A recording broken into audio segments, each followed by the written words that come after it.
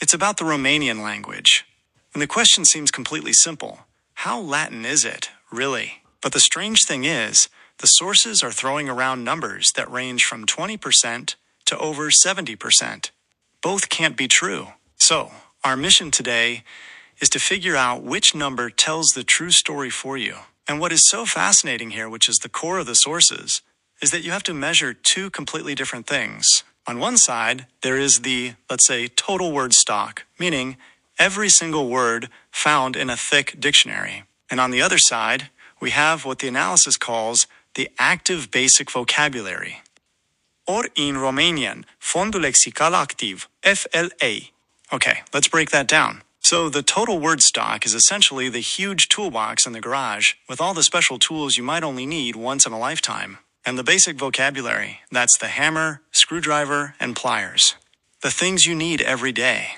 To separate these two layers, we look at a phenomenon the sources call etymological doublets. This means the same Latin word appears twice in the modern language, just in a different guise.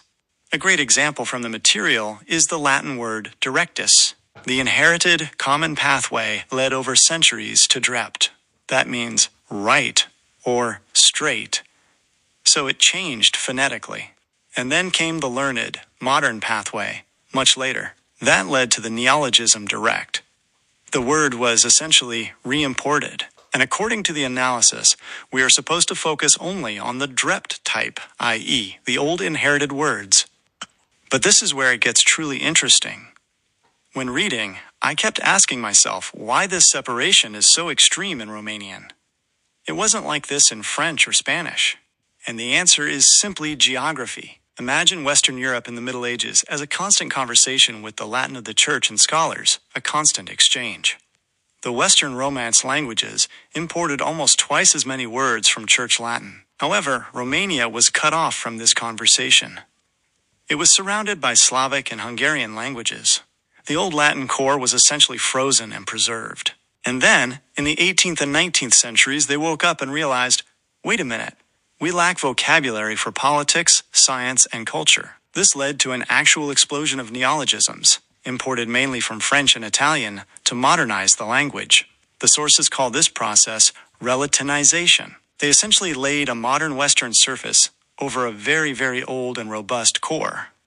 So what does all this mean for the final number? If we mentally strip away this modern layer, as your analysis suggests, what remains? If we truly only look at the active basic vocabulary, the FLA, and filter out all modern neologisms, the result is quite clear. Approximately 60% of the Romanian basic vocabulary consists of inherited words directly passed down from Vulgar Latin. 60%.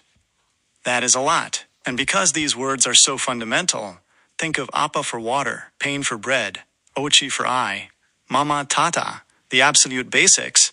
They actually account for around 74% of all words used in spoken language. So that is the resolution. The 20% and the over 70% are both correct in their own way, but they tell completely different stories. In summary, the core of Romanian, the heartbeat of everyday communication, is not just Latin, but it preserves a particularly old form of Latin protected by history. And that raises a truly exciting question for you to ponder. If the core of a language can remain so stable, despite centuries of isolation and massive external influence, what does that say about the resilience of cultural identity hidden in the simplest, most everyday words?